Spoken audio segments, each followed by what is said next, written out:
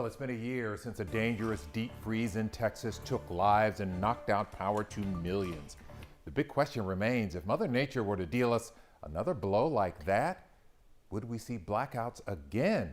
Investigative reporter Jeremy Rogowski examining the state of the power grid 1 year later. Jeremy.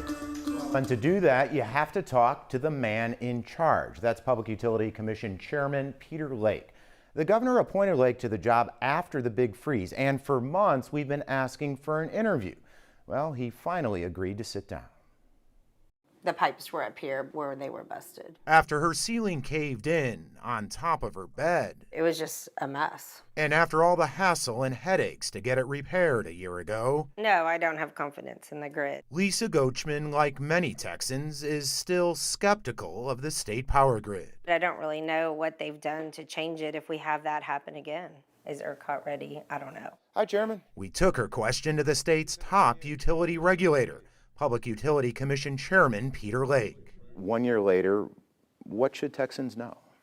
Texans should know that we have made incredible reforms to the market of ERCOT and the grid to ensure reliability and to ensure that the lights will stay on this winter. Those reforms include mandatory winterization and inspections of power plants, million-dollar fines for violations, and incentives for more reserve power and backup fuel on site. ERCOT is operating with an additional margin of safety, extra reserves, and in a more conservative, cautious manner than it ever has before. But the ERCOT electric grid is largely intertwined with the state's natural gas system, which struggled with equipment failures during the Texas deep freeze. And it does concern me. ERCOT's CEO says unlike power plants, new gas winterization laws won't be on the books until next winter.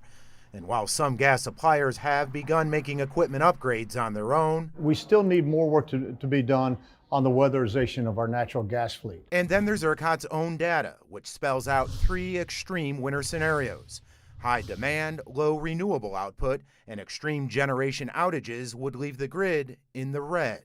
But Chairman Lake called that report simply the arithmetic of adding and subtracting megawatts. While it's a useful tool, it is far from comprehensive, exhaustive, or definitive. Nonetheless, it can't be dismissed either. Well, it's simply an exercise in arithmetic to provide the market a sense of a wide range of scenarios. An exercise in numbers. KHOU 11 energy expert Ed Hurd.